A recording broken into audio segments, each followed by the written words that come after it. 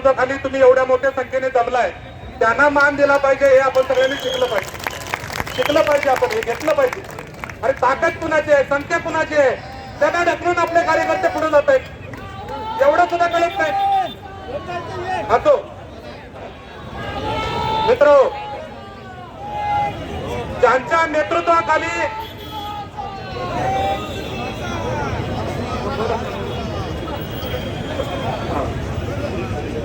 15 मिनिटं राहिलेली आहेत आणि त्या 15 मिनिटात आपल्याला हे संपवायचं आहे. परंतु ही लढाई सुरू झालेली आहे, ही लढाई आता यश मिळेपर्यंत थांबणार नाही.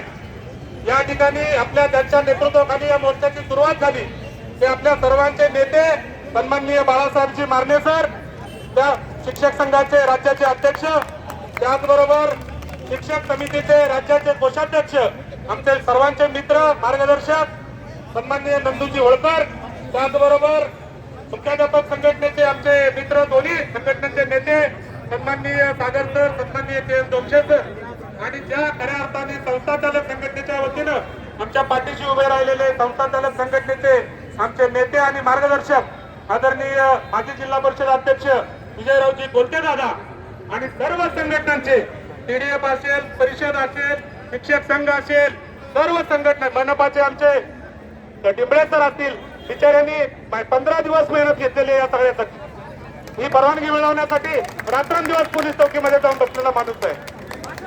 यांना आपण किंमत दिली पाहिजे. या सगळ्यांच्या वतीनं तुमचं सर्वप्रथम मनापासून अभिनंदन करतो आणि एकदा तुमच्यासाठी जोरदार टाळ्या वाजवायची गोष्ट करतो. जरा तुमच्यासाठी जोरदार टाळ्या वाजवा.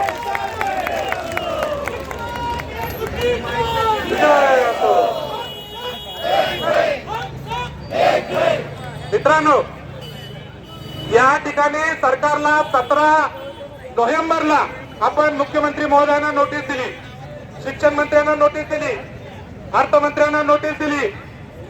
शांत राहा तुम्ही, आता सूचना करू नका प्लीज. आणि 17 तारखेपासून आजपर्यंत या सरकारने आपल्याकडे बघितलं नाही का? तर सरकारनं स्थानिक स्वराज्य संस्थेच्या निवडणुका महत्वाच्या होत्या आणि काल आम्हाला सांगताय मोर्चा काढू नका, तुमचा पगार कापला जाईल, तुमच्यावर कारवाई केली जाईल. अरे आमच्यावर कारवाई करणारे खूप जण आहेत, आम्ही अनेक वर्ष बघितलेलं आहे. तुमचं काम आहे तुम्ही करा. हा इथं लढणारा सगळा वाघ आहे, हा कुणालाही घाबरणार नाही. त्या सगळ्या वाघिणी आहेत, कुणालाही घाबरणाऱ्या नाही. आमच्या माता भगिनी रणरागिणी आहेत, या मोर्चामधून संदेश देत आहेत की आम्ही पगाराला घाबरणारे पळकुटे नाही. आपल्या जुन्या संघटनेच्या पदाधिकाऱ्याने 54 दिवस संप केला म्हणून आपल्याला पेन्शन मिळाली. त्यांनी जर 54 दिवस संप केला नसता तर आपल्याला पेन्शन मिळाली असती का? आणि ती पेन्शन देखील तुम्ही आमच्या हातातून काढून घेताय. कुणी दिला तुम्हाला अधिकार पेन्शन काढून घेण्याचा? आणि जर बोलते साहेब या राज्यामध्ये 5 वर्ष आमदार झाल्यावर पेन्शन मिळत असेल, या राज्यामध्ये 5 वर्ष खासदार झाल्यावर दुसरी पेन्शन मिळत असेल, तर खासदार आमदारांना पेन्शन असेल तर या प्रामाणिकपणे काम करणाऱ्या शिक्षकांना, गुरुजींना का पेन्शन नको? 25 वर्ष 30 वर्ष प्रामाणिकपणे इमानतद्वारे आमची पिढी घडवण्याचं काम करणाऱ्यांना का नको? आमदारांनी कुणी घडवलं, खासदारांनी कुणी घडवलं, त्यांनी त्याची जाणीव ठेवावी. आणि आमदार आणि खासदारांना सुद्धा उद्यापासून आम्ही 8 तारखेपासून नागपुरामध्ये जाऊन सांगणार आहे, विधान परिषदेमध्ये आणि विधानसभेमध्ये शिक्षकांचे जर प्रश्न घेतले नाही तर जसं मराठा मोर्चामध्ये जाऊन प्रत्येक ठिकाणी लोकसभेच्या आणि विधानसभेच्या लोकप्रतिनिधींना त्यांनी सांगितलं आमची मतं मागायला येऊ नका, तसं शिक्षक तुमच्या दारात येतील आणि तुम्हाला सांगतील भविष्यात तुम्ही इथं निवडणुकीसाठी उभं राहू नका, शहाणा असाल तर. हे देखील आपण आमदारांना सांगणार की नाही? जरा हातवर करून सांगा. सर्व शासकीय कर्मचाऱ्यांना सुद्धा सांगू, ते सुद्धा आपल्या सोबत आहेत. आनंदाची गोष्ट म्हणजे कालच राज्य शासकीय कर्मचाऱ्याचे नेते आपले विश्वास काटकर यांनी कालच्या आपल्या या सगळ्या आंदोलनाच्या भूमिकेला पाठिंबा दिला आहे आणि त्या ठिकाणी 9 तारखेपासून बेमुदत साखळी उपोषण नागपूरला ठेवलेलं आहे. आम्ही सगळेजण 9 तारखेला त्या उपोषणात सहभागी होणार आहे. आताच या ठिकाणी सांगितलं होळकर सरांनी आणि आपल्या बाळासाहेब मारणे सरांनी आपले कुठले टप्पे सुद्धा खूप महत्वाचे. त्याच्यानंतरचा दुसरा टप्पा आहे की नागपूरला 9 डिसेंबरला याच्या 10 पट मोर्चा निघणार आहे. याच्या 10 पट सगळे विदर्भातले लोक त्या ठिकाणी एकत्र येत आहेत आणि लाखो कर्मचारी रस्त्याला येऊन दुसऱ्या टप्प्यामध्ये नागपूरला 9 तारखेला टीईटीचा विषय घेऊन, फक्त टीईटी प्रामुख्याने त्या ठिकाणी रद्द झाली पाहिजे. कारण पूर्वलक्षी प्रभावाने त्या ठिकाणी बसलेल्या अधिकाऱ्यांना मला विचारायचं आहे कलेक्टरना की तुम्ही परीक्षा दिल्यानंतर 20 वर्ष सेवा केल्यानंतर पुन्हा युपीएससी देऊ शकाल का? तुम्ही देऊ शकाल का? तुम्ही आजोबा झाल्यानंतर पुन्हा एमपीएससीतनं पास होऊन याल का? आणि जरा विचार करा.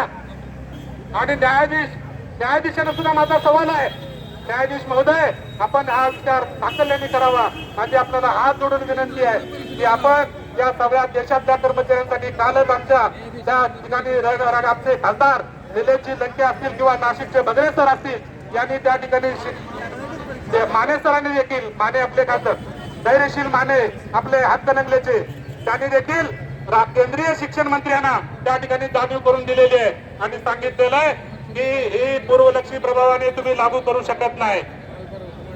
मित्रांनो, आणखीन एक मेसेज महत्वाचा आहे, तो मेसेज तुम्हाला द्यायचा आहे. समाजामध्ये अशी चर्चा झालेली आहे, आमचा गुरुजी आमचा शिक्षक परीक्षेला घाबरतो की काय? अरे परीक्षेला घाबरणारे होळकर सरांनी सांगितलं आम्ही परीक्षेला घाबरणारे नाही, पण परीक्षा घेणाऱ्यांना आम्हाला सवाल करायचा आहे, परीक्षा कुणासाठी घेतात? आम्ही 13च्या अगोदर लागलेले त्या वेळी परीक्षा देऊन आलो नाही का? त्या वेळी आम्ही ज्या ज्या गोष्टी होत्या त्या पूर्ण करून आलो नाही का? निवड मंडळाची परीक्षा देऊन आम्ही आलो नाही का? मुलाखती देऊन आम्ही आलो नाही का?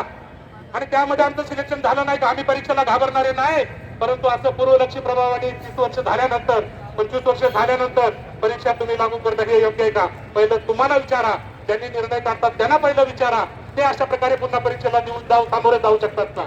आम्ही परीक्षेला घाबरणारे नाही, आम्ही पिढी घडवणारे आहोत, आम्ही कायम पुढे राहू, परंतु अन्याय जिथं आहे तिथं आपण उठाव करू, एवढंच मला या निमित्ताने सांगायचं आहे. मी फार भाषण करणार नाही, हे भाषण करण्याची जागा नाही. फक्त एक संच मान्यतेचा विषय मागून येतोय, संच मान्यतेवर बोला. खरं आहे मित्रांनो की 15 मार्चच्या संच मान्यतेचा एक कमी होतं की काय? आपलं सीईटी झाली, जुनी पेन्शन झाली, पदभरती तर नाही, शिक्षक शिकवायला नाही, शाळेत पुरुषही नाही, शिक्षकेतर कर्मचारी प्रयोगशाळेत नाही, ग्रंथालयात नाही, ऑनलाईनच्या कामाचा ढिगारा चालू आहे आणि हे सगळं कमी होतं की काय? म्हणून 15 मार्चचा संच मान्यतेचा जी.आर काढून 20% पेक्षा कमी मुलांची शाळा असेल तर बंद करण्याचा डाव घातलेला आहे. काय करणार आहे तुम्ही गरीब शेतकरी कुटुंबातल्या मुलीच्या शिक्षणासाठी, गरीब शेतकरी कुटुंबातल्या मुलांच्या शिक्षणासाठी काय करणार आहे त्या ठिकाणी? आणि म्हणून 15 मार्चचा संच मान्यतेचा जी.आर सुद्धा रद्द झालाच पाहिजे. जरा हात उचलून सांगा, रद्द झालाच पाहिजे, रद्द झालाच पाहिजे. सीईटी रद्द, सीईटी रद्द, जुनी पेन्शन मिळालीच पाहिजे. आणि म्हणून मित्रांनो मी आता भाषण करत नाही, तुम्ही सगळेजण मोठ्या संख्येने आल्याबद्दल तुमच्या सगळ्यांच्या प्रती आनंद व्यक्त करतो, तुमचं सगळ्यांचं अभिनंदन करतो. ही लढाईची सुरुवात झालेली आहे, या लढाईला थांबायचं नाही. तिसरा टप्पा फक्त सांगतो या महाराष्ट्र सरकारला परवडणारा नाही, तिसरा टप्पा या महाराष्ट्र सरकारला परवडणारा नाही. तुमची फक्त तयारी आहे का? मला हात उठावून विचारायचं आहे. आझाद मैदानावर मुंबईला बेमुदत आंदोलन आपण करणार आहोत. तिसऱ्या टप्प्यामध्ये करायचं का? आझाद मैदानावर बायका पोरांसह जायचं का? बायका पोरं घेऊन बेमुदत बसायचं का? आणि मग तिसरा टप्पा आपण देखील करू. जर शासनाचे डोळे उघडले नाहीत तर ते देखील आपण करूया, एवढंच सांगतो आणि थांबतो. धन्यवाद. जय हिंद, जय महाराष्ट्र.